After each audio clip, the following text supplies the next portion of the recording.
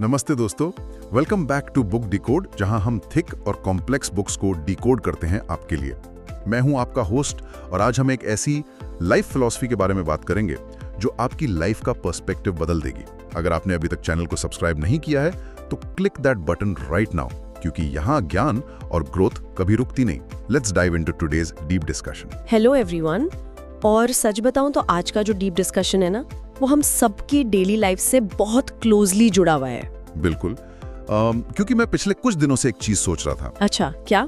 यानी हम में से कितने लोग हैं जो अपनी जिंदगी सच में रियली अपने हिसाब से जी रहे हैं, या फिर हम बस एक इनविजिबल ऑडियंस के लिए परफॉर्म कर रहे हैं। ओह वाओ, ये बहुत ही डीप थॉट है, इनविजिबल ऑडियंस। हाँ, मतलब मैंने अपनी लाइफ में ये नोटिस किया है, और शायद हम सब ने किया होगा कि हम अक्सर कोई नया रिस्क लेने से या अपनी सच्ची बात खुलकर बोलने से रुक जाते हैं। हाँ, एक डर हमेशा रहता है दिमाग में। एग्जैक्टली। एक घबराहट होती है कि यार अगर मैं फेल हो गया तो लोग क्या कहेंगे, लोग मेरी हंसी उड़ाएंगे। और इसी ओवर थिंकिंग के चक्कर में हम अपने असली वर्जन को, अपनी असली पावर को ही दबा देते हैं। सही बात है। किसी को कोई नया बिजनेस स्टार्ट करना है या आर्ट की फील्ड में जाना है, पर पहला कदम उठाने से पहले ही ना दिमाग में 50 इमेजिनरी लोगों की आवाजें आने लगती हैं। तो ये जो डर है, ये इतना स्ट्रॉन्ग क्यों होता है? देखो, इसका जवाब ना थोड़ा सरप्राइजिंग है। हम असल में अपनी लाइफ जी ही नहीं रहे हैं। हम कंटिन्यूअसली उन लोगों की इमेजिनरी एक्सपेक्टेशंस पर खरा उतरने की कोशिश कर रहे हैं जो असल में हमें देख ही नहीं रहे। वेट, देख ही नहीं रहे मतलब क्या है इसका? यानी ये एक मेंटल केज है, एक मानसिक पिंजरा है जो हमने खुद बनाया है। और दिमाग इस इनविजिबल भीड़ को इतना वैल्यू क्यों देता है? इसकी वजह है हमारा एवोल्यूशन। एवोल्यूशन? अच्छा, मतलब हमारी हिस्ट्री से जुड़ा है ये। हाँ, एग्जैक्टली। दिमाग इस डर को लिटरल मौत के डर के बराबर मानता है। बाप रे, मौत का डर इतना एक्सट्रीम? बिल्कुल। दरअसल हमारा दिमाग हजारों साल पुराने सर्वाइवल रूल्स पर चल रहा है। पुराने जमाने में जब इंसान ट्राइब्स यानी छोटे कबीलों में रहता था, तो समाज की अप्रूवल सबसे ज्यादा जरूरी थी। राइट, क्योंकि अकेले तो सर्वाइव करना मुश्किल था ना उस टाइम पर। हाँ, अगर आपका कबीला आपसे नाराज हो जाए और आपको बाहर निकाल दे, तो अकेले जंगल में जिंदा बचना तो नेक्स्ट टू इम्पॉसिबल था ना। तो मतलब दूसरों का हमारे बारे में अच्छा सोचना कोई शौक नहीं था, वो एक सर्वाइवल टैक्टिक थी। में वही पुराना ट्राइबल वाला डर है। ये इनविजिबल ऑडियंस हमारा अपना ही बनाया हुआ एक मानसिक जाल है। लेकिन एक मिनट, मैं यहाँ थोड़ा असहमत हूँ, मतलब डिसएग्री करूंगा मैं थोड़ा यहाँ। हाँ, बताइए। अगर हम ट्राइब वाले साइकोलॉजी की बात करें तो आज हम ऐसी सिचुएशन में तो बिल्कुल नहीं आए जहाँ लोग हमें सच में भूखा मरने देंगे। राइट, फिजिकली हमें कोई खतरा नहीं है आज के टाइम में। तो फिर क्या सच में दुनिया के पास हमारे लिए वक्त नहीं है? क्योंकि जब मैं देखता हूँ कि लोग बैठकर दूसरों की गॉसिप कर रहे हैं, बुराई कर रहे हैं, तो लगता तो यही है कि भाई साहब लोगों का पूरा ध्यान हमारी ही कमियों पर लगा हुआ है। ये बहुत ही वैलिड पॉइंट है। I mean, ये एक लाजमी सवाल है जो सबके दिमाग में आता है। हाँ, क्योंकि एक नॉबल इंसान की तरह अगर मैं सोचूं तो ये मानने में बड़ी मुश्किल होती है कि दूसरों को फर्क नहीं पड़ता। हमें तो लगता है सब हमें ही जज कर रहे हैं। देखो, लोग बातें करते हैं, इसमें कोई डाउट नहीं है, पर हमें उन बातों का साइज और उनका लाइफ स्पैन समझना होगा। लाइफ स्पैन मतलब कितनी देर तक लोग सोचते हैं उस बारे में? एग्जैक्टली। अगर हम इसको थोड़ा मैक्रो लेवल पे देखें तो एक बहुत ही कटु सत्य, एक बिटर ट्रूथ सामने आता है। असलियत यह है कि जिन लोगों के बारे में हम इतना सोचते हैं ना, उन्हें हमारी उतनी परवाह है ही नहीं जितनी हमें लगती है। सच्ची? पर दिमाग तो बोलता है कि सब हमें देख रहे हैं। वही तो इल्यूजन है। हर इंसान अपनी ही लाइफ की उथल पुथल में, अपनी ही प्रॉब्लम्स में इतना ज्यादा उलझा हुआ है कि वो हमारे बारे में इंटेंसली नहीं सोचता। साइकोलॉजी में ऐसे स्पॉटलाइट इफेक्ट कहते हैं। Spotlight effect? इसका मतलब थोड़ा और समझाएंगे? और दुनिया का हर इंसान हमारे हर एक मूव को बड़ी ध्यान से नोटिस कर रहा है। ओह, आई सी। जैसे हम किसी मूवी के मेन हीरो हैं और सब ऑडियंस हैं। राइट, पर द कैच इज कि हर इंसान को यही लग रहा है कि स्पॉटलाइट उसके ऊपर है। अरे वाह, ये तो बहुत ही बढ़िया पॉइंट है। उनके खुद के जीवन में इतनी कॉम्प्लेक्सिटी है कि उनके पास हमारी फेलियर्स या हमारे कपड़ों का गहरा एनालिसिस करने का टाइम ही नहीं है। ये जो आपने बात बोली ना, इससे मुझे एक एनालॉजी याद आ रही है। हाँ, शेयर कीजिए। ये बिल्कुल वैसा ही हो गया जैसे कोई इंसान किसी बड़े स्टेज पर खड़ा हो और घबराहट से उसके पसीने छूट रहे हों। बिल्कुल, स्टेज फ्राइट जिसको कहते हैं। राइट।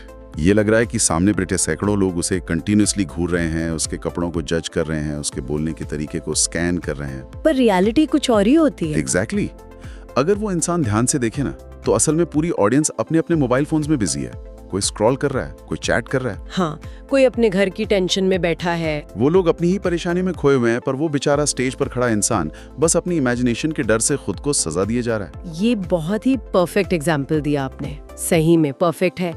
हम सब उस स्टेज पर खड़े इंसान की तरह ही हैं आजकल, है ना? मतलब हम अननेसेसरीली ओवरथिंक कर रहे हैं। हाँ, क्योंकि हमारा दिमाग छोटी छोटी बातों को बहुत बड़ा बना देता है। फॉर एग्जाम्पल, किसी आम दिन में अगर आप किसी को टेक्स्ट करते हैं और सामने वाले का रिप्लाई आने में थोड़ी देर हो जाए, हो तब तो दिमाग में ओवरथिंकिंग की तूफान आ जाती है। एग्जैक्टली या फिर कोई हमारे काम की छोटी सी आलोचना या क्रिटिसिज्म कर दे तो हमारा दिमाग तुरंत डेंजर अलार्म बजा देता है। हमें लगता है कि यार सब खत्म हो गया, सामने वाला मुझे हेट कर देता है। बिल्कुल, हम इन छोटी बातों को अपनी सेल्फ वैल्यू से, अपनी आत्मसम्मान से जोड़ लेते हैं। अगर रिप्लाई नहीं आया तो हमें लगता है कि हम वैल्यूएबल नहीं हैं। हाँ, या हम बोरिंग हैं। राइट। अगर किसी ने काम में मिस्टेक निकाल दी तो हमें लगता है कि हम किसी काम के नहीं हैं। और यहीं पर पता है क्या होता है? क्या? यहीं हम अपनी असली पावर खो देते हैं, क्योंकि हमने अपनी हैप्पीनेस और सेल्फ वर्थ का रिमोट कंट्रोल किसी और के हाथ में दे दिया है। रिमोट कंट्रोल किसी और के हाथ में, ये बड़ी पावर पैक्ड लाइन है। पर यहाँ पर ना मेरे दिमाग में एक बहुत ही डीप सवाल उठ रहा है। हाँ, पूछिए। बिल्कुल। अगर हमें टेक्निकली पता चल भी जाए कि लोग अपने फोन में बिजी हैं, मतलब लोग अपनी उलझनों में फंसे हुए हैं, तो फिर भी हमें इतनी चोट क्यों लगती है? ये अच्छा सवाल है। मतलब हम छोटी छोटी क्रिटिसिज्म पर रात रात भर सो क्यों नहीं पाते?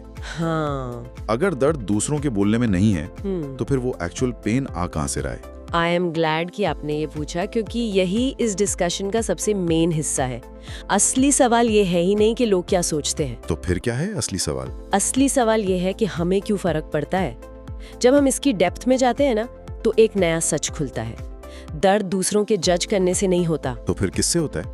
दर्द हमारे अंदर छिपे इस डर से होता है कि कहीं वो सही तो नहीं। वेट, कहीं वो सही तो नहीं? Oh man. हाँ, ये वही सेल्फ डाउट है। ये एक सिंगल लाइन कितनी भारी और चुभने वाली है। यानी प्रॉब्लम बाहर बैठे लोगों में है ही नहीं, प्रॉब्लम उस शक में है जो हमारे खुद के अंदर फिट बैठा है। एकदम सही कैच किया आपने। जब कोई बाहर से हम पर उंगली उठाता है तो वो दरअसल हमारी खुद की अंदर की इनसिक्योरिटी को ट्रिगर कर देता है। राइट। अगर मुझे खुद पर डाउट है तो दूसरे की बात ट्रिगर करेगी। एग्जैक्टली। अगर हमें पहले से ही अंदर एक डीप डाउट है कि मैं शायद इस काम में उतना अच्छा नहीं हूँ, और कोई दूसरा आके कैजुअली वही बात बोल दे, तो वो बात सीधा हमारे उस घाव पर लगती है। जले पर नमक छिड़कने वाली बात हो गई है तो। हाँ, दूसरों से वैलिडेशन पाने की, उनकी हाँ में हाँ मिलाने की जो ये भूख है ना, यही हमें उनका गुलाम बना देती है। वाह। और पता है, इसी डर के चलते एक और चीज पैदा होती है जो मैंने हर जगह ऑब्जर्व की है। किस चीज की बात कर रहे हैं आप? सबको खुश रखने की बीमारी, जिसको हम पीपल प्लीजिंग कहते हैं। ओह यस, पीपल प्लीजिंग बहुत कॉमन कोपिंग मैकेनिज्म है। क्योंकि हम उस क्रिटिसिज्म वाले पेन से बचना चाहते हैं, तो हम हर इंसान की एक्सपेक्टेशंस को पूरा करने की रेस में भागने लगते हैं। पर समाज में रहने के लिए थोड़ा एडजस्ट करना तो नॉर्मल है ना। थोड़ा एडजस्ट करना हेल्दी है, पर प्रॉब्लम तब आती है जब लोग समाज की परवाह करते करते खुद की आइडेंटिटी खो देते हैं। हाँ, वही मैं कहने वाला था। जो इंसान सबको खुश करने निकलता है, वो एंड में खुद ही को भूल जाता है कि भाई साहब, मैं ओरिजिनली था क्या। एग्जैक्टली। क्योंकि हर इंसान का लेंस अलग है, हर किसी की उम्मीदें आपसे अलग हैं। सबको सेटिस्फाई करना तो किसी भगवान के लिए भी इम्पॉसिबल है। हम तो फिर भी इंसान हैं। सही में। और इस चक्कर में मेंटल एनर्जी कितनी वेस्ट होती है। हम बेसिकली अलग अलग लोगों के सामने अलग अलग मास्क पहनकर घूम रहे होते हैं। बिल्कुल, फैमिली के सामने एक अलग मुखौटा, दोस्तों के ग्रुप में कोई और कैरेक्टर, और ऑफिस में बिल्कुल ही अलग पर्सोना। और इस एक्टिंग में हमारी मूल पहचान, हमारा रियल सेल्फ तो कहीं गायब ही हो जाता है। और जो इमोशनल एग्जॉशन इस प्रोसेस में होती है, वो इंसान को कंप्लीटली ड्रेन कर देती है। हम कॉन्स्टेंटली एक थकावट भरी स्टेट में जीते हैं, क्योंकि दूसरों के अकॉर्डिंग फेक बन के रहना दुनिया का सबसे एग्जॉस्टिंग काम है। ये आंतरिक थकावट सच में बहुत भयंकर है। तो अब पॉइंट पर आते हैं कि इस इल्यूजन को हम तोड़ें कैसे। हाँ, सॉल्यूशन की बात करते हैं अब। इस मेंटल केज से निकलकर एक फ्री और कॉन्फिडेंट लाइफ कैसे बनाई जाए। आखिर इस साइकिल को तोड़ने का कोई प्रैक्टिकल तरीका तो होना चाहिए ना, ताकि हम एटलीस्ट ठीक से सांस तो ले सकें। यहाँ ना एक बहुत ही सिंपल पर बहुत पावरफुल रूल काम आता है। एक माइंडसेट शिफ्ट चाहिए हमें यहाँ पर। Mindset shift? कैसा शिफ्ट? नियम बस इतना सा है कि लोगों का काम है सोचना और हमारा काम है जीना। लोगों का काम है सोचना और हमारा काम है जीना। वाह, सिंपल है पर बहुत प्रोफाउंड है। अगर ये एक लाइन आप दिमाग की दीवार पर लिख लेना, हाँ। तो आगे का रास्ता पूरी तरह साफ हो जाता है। देखिए, अगर हम अपना काम छोड़कर उनके काम में लग जाएंगे, यानी हम भी यही सोचने लगेंगे कि वो लोग हमारे बारे में क्या सोच रहे हैं। राइट, तो फिर हमारा काम कौन करेगा? हमारी आधी लाइफ तो बस यही गेस करने में निकल जाएगी कि 4 लोग क्या कह रहे हैं। वही मशहूर 4 लोग जो कभी किसी को मिले नहीं आज तक। हाँ, बिल्कुल वही 4 लोग। हमारा बेसिक ड्यूटी जीना है, अनुभव करना है।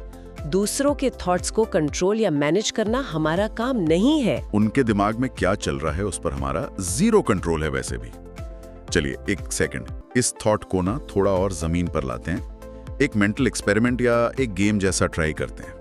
श्योर, बताइए कैसा गेम? इमेजिन करते हैं कि एक दिन सुबह उठकर हम फाइनली डिसाइड करते हैं कि अगले 3 दिन तक, सिर्फ 3 दिन तक हम वही करेंगे जो हमें सच में अंदर से सही लगता है। Okay, sounds interesting.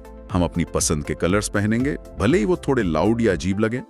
ऑफिस की मीटिंग में या दोस्तों के सामने अपना जेन्युइन ओपिनियन रख देंगे, विदाउट फिल्टरिंग, बिना इस डर के कि कोई क्या जज करेगा। तो इसका रिजल्ट क्या होगा आपके हिसाब से? देखो, पहले दिन तो मुझे लगता है दिमाग के फ्यूज उड़ जाएंगे, डेंजर अलार्म बजेगा कंटिन्यूअसली, एक एक्सट्रीम घबराहट होगी कि और सब लोग मुझे ही घूर रहे हैं। हाँ, क्योंकि ब्रेन पैनिक मोड में चला जाएगा। राइट। फिर आएगा दूसरा दिन। दूसरे दिन शायद थोड़ी हिचकिचाहट होगी, एक डर रहेगा कि कहीं कोई पीछे से मजाक तो नहीं उड़ा रहा मेरा। पर तीसरे दिन क्या होगा? तीसरे दिन जब हम जेन्युइनली नोटिस करेंगे कि अरे भाई साहब, आसमान तो धरती पर गिरा ही नहीं, दुनिया बिल्कुल वैसे ही नॉर्मल चल रही है जैसे पहले चल रही थी। किसी ने आपको ट्राइब से बाहर नहीं निकाला। एग्जैक्टली, किसी ने रिजेक्ट नहीं किया।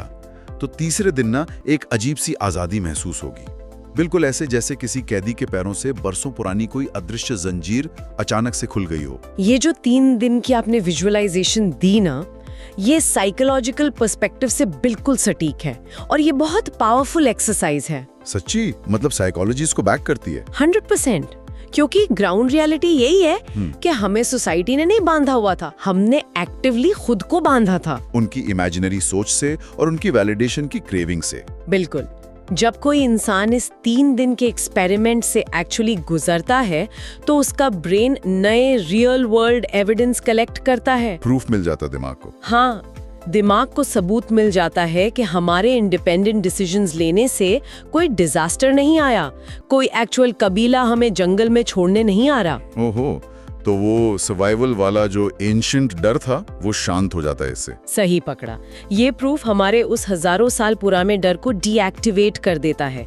जब एक इंसान इस डीप ट्रूथ को समझ जाता है कि उसने ही खुद को कैदी बना रखा था, तब वो इस पिंजरे का दरवाजा खुद ही खोलकर बाहर आ जाता है। और मुझे लगता है ये रियलाइजेशन होना ही सबसे बड़ी आजादी है जिंदगी की।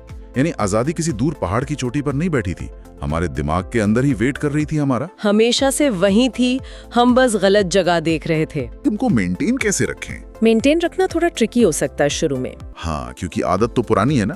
तो एक प्रैक्टिकल स्टेप क्या हो सकता है ताकि हम वापस उसी प्लीजिंग वाले पिंजरे में लॉक ना हो जाएं? इसके लिए ना एक बहुत ही एक्शनेबल और छोटा सा हैबिट चेंज लाना होगा। क्या हैबिट चेंज? आज से कोई भी चॉइस मेक करने से पहले, चाहे वो ये डिसाइड करना हो कि आज ऑर्डर करके क्या खाना है या फिर करियर मूव जैसा कोई बड़ा डिसीजन हो, राइट। फैसला लेने से पहले ये सोचना बिल्कुल बंद करना होगा कि लोग इसे कैसे देखेंगे। उसकी जगह पर खुद से एक सिंपल सा सवाल पूछना शुरू करना होगा। और वो सवाल क्या है? मुझे खुद के लिए क्या सही लगता है? बस इतना सा सवाल। ये खुद के लिए क्या सही लगता है? लगने में सिंपल है पर करना मुश्किल होगा शुरू में। बहुत मुश्किल होगा, क्योंकि जब हम अपनी पूरी लाइफ सिर्फ दूसरों की आवाज सुनते आए हैं, तो इनिशियली अपना खुद का ऑथेंटिक आंसर ढूंढने में दिमाग थोड़ा ब्लैंक हो जाता है। हाँ, हमें पता ही नहीं होता कि हमारी अपनी चॉइस एक्चुअल में है क्या। एग्जैक्टली, क्योंकि हमने उस इनर वॉइस को इतने सालों से म्यूट पर रखा हुआ है। पर धीरे धीरे जैसे जैसे आप इस सवाल को आदत बना लेंगे, तो इंसान को अपनी भीतरी रियल आवाज बिल्कुल क्रिस्टल क्लियर सुनाई देने लगेगी। वो आवाज जो किसी के डर पर बेस्ड नहीं है, बल्कि हमारी सच्चाई पर आधारित है। और पता है, इस पूरी डिस्कशन से एक बहुत ही कीमती लेसन निकल कर आता है, मेरे लिए एटलीस्ट। क्या लेसन? हमें ना परफेक्ट बनने का यानी कंप्लीटली फ्लॉलेस होने का नाटक करना छोड़ना होगा। 100%। परफेक्शन एक इल्यूजन है। हमें सिर्फ ऑथेंटिक बनना है, रियल बनना है, क्योंकि मैं बताता हूँ, लोग परफेक्शन के झूठे नाटक से कभी डायरेक्टली कनेक्ट नहीं करते। बिल्कुल नहीं। परफेक्शन लोगों को एलियनेट करता है। राइट। जब कोई पूरी तरह परफेक्ट दिखने की ओवर एक्टिंग करता है ना, तो वो फेक लगता है, आर्टिफिशियल लगता है। लेकिन जब कोई अपनी फ्लॉस के साथ, अपनी सच्चाई के साथ ओपनली खड़ा होता है, तब लोग उसके साथ डीपली रिलेट करते हैं। ये ह्यूमन नेचर है, हम वल्नरेबिलिटी से कनेक्ट करते हैं। हाँ, जब हमारे अंदर ये क्लैरिटी होती है कि हम ओरिजिनली हैं कौन और हमें अपनी शॉर्ट सी लाइफ से एक्चुअली में चाहिए क्या, तो बाहर का शोर, वो अनइमेजिनरी लोगों की आवाजें ऑटोमेटिकली शांत हो जाती है। और यही ऑथेंटिसिटी की सबसे बड़ी ताकत होती है। देखिए, किसी भी इंसान को परफेक्शन का भारी बोझ उठाने की कोई जरूरत नहीं है। पूरे टाइम परफेक्ट बनने का प्रेशर तो वैसे ही माइंड एग्जॉस्ट कर देता है। बिल्कुल। और इस पूरी दुनिया में ऐसी कोई सिंगल स्पेस नहीं है जहां सभी लोग आपको 100% अनकंडीशनल एक्सेप्ट कर लेंगे। ये तो एकदम कड़वा सच है। हाँ, और ये रियलिटी चेक लेना बहुत जरूरी है। हर कोई हमें समझेगा नहीं और हर कोई हमें एक्सेप्ट भी नहीं करेगा। और ट्रस्ट में, ये परफेक्टली नॉर्मल है। इसमें कुछ बुरी बात नहीं है वैसे। जरा भी नहीं। जैसे हमें भी तो हर कोई पसंद नहीं आता ना, हमारी अपनी एक पसंद नापसंद की लिस्ट होती है, वैसे ही हम किसी और की नापसंद वाली लिस्ट में हो सकते हैं। ये बात, हम हर किसी के फेवरेट फ्लेवर तो नहीं हो सकते ना। एग्जैक्टली। असली क्राइसिस तब पैदा होती है जब हम इस बेसिक रियलिटी को डिनाई करते हैं और जबरदस्ती करते हैं कि पूरी दुनिया हमारी फैन बन जाए। ये जो पॉइंट आपने बोला है ना, इसने मेरे दिमाग से एक बहुत बड़ा पहाड़ हटा दिया है कि एक्चुअली में हमें सबकी एक्सेप्टेंस चाहिए ही नहीं थी। बिल्कुल नहीं चाहिए। हमने टोटली एक ऐसी एक्सपेक्टेशन अपने अंदर सेट कर ली थी जिसका पूरा होना अर्थ पर तो मैथमेटिकली पॉसिबल ही नहीं है ना? और अब सोच कर देखिए, हमें उनके वैलिडेशन की, उनके उस इमेजिनरी स्टैंप ऑफ अप्रूवल की कोई नीड नहीं बची है। क्योंकि अब रिमोट हमारे हाथ में है। राइट। जिस दिन आप लिटरली खुद को एक्सेप्ट कर लेते हैं अपनी पूरी पैकेज के साथ, अच्छाइयाँ और बुराइयाँ सब मिलाकर, हाँ। तब आपको बाहर सोसाइटी या किसी इन्फ्लुएंशियल रिलेटिव की परमिशन नहीं चाहिए होती अपनी लाइफ रूल सेट करने के लिए। जब आप सेल्फ एक्सेप्टेंस अचीव कर लेते हैं, तब आप असल में फ्रीडम में सांस लेना स्टार्ट करते हैं। What a beautiful thought. तब हम सरवाइव करने की उस टायरिंग रेस से फाइनली एग्जिट ले लेते हैं और एक मीनिंगफुल लाइफ बिल्ड करना शुरू करते हैं। अपनी लाइफ की ड्राइवर सीट पर वापस आने का यही एक इकलौता रास्ता है। इकलौता और सबसे पावरफुल रास्ता है ये। तो दोस्तों, इन सब बातों का आखिर में निचोड़ यही निकलता है कि हमारी लाइफ की सबसे बड़ी बैटल किसी और इंसान से, पड़ोसी से या सोसाइटी से नहीं है। हमारी मेन लड़ाई खुद की ही बनाई हुई उस इनविजिबल भीड़ से है जो बस हमारे दिमाग में बैठी है, जिसे हमने खुद पाल पोस कर बड़ा किया है। सही बात। अगर इस भीड़ को हम क्लियर कर दें, इविक्ट कर दें दिमाग से, तो सामने एंडलेस पॉसिबिलिटीज का खुला आसमान दिखेगा। एब्सोल्युटली। और आज की इस ब्रिलियंट डिस्कशन को वाइंड अप करने से पहले मैं आप सबके लिए एक थॉट छोड़ना चाहता हूँ। एक ऐसी बात जो शायद आपको आज चैन से न बैठने दे। वाह, जरूर सुनिए इसे ध्यान से। जरा प्रैक्टिकली सोचिए, अगर आज रात हम इस सोसाइटी की ओपिनियंस का सारा लगेज उतार के फेंक दें, अगर हम इस फियर को कंप्लीटली डिलीट कर दें कि लोग क्या कहेंगे, तो कल सुबह उठकर वो पहला एक्शन, वो पहला काम क्या होगा जो आप कॉन्फिडेंटली एंड आजादी से करेंगे? एक बहुत ही ओपनिंग क्वेश्चन है। सोचिएगा जरूर। क्या हम सच में इस वक्त अपनी ही चुनी हुई कहानी जी रहे हैं या सिर्फ सदियों पुराने फियर्स के हिसाब से अपनी लाइफ की स्क्रिप्ट किसी और से लिखवा रहे हैं? Very true. अगर इस चर्चा ने आपके दिमाग के कुछ लॉक्ड दरवाजे खोले हैं, तो आज एक कमिटमेंट लीजिए। अब जिंदगी इनविजिबल ऑडियंस के डर से नहीं, बल्कि अपनी खुद की ऑथेंटिक चॉइसेस से जिएंगे। कीप ग्रोइंग, कीप लर्निंग और मिलते हैं अगले डीप डाइव में।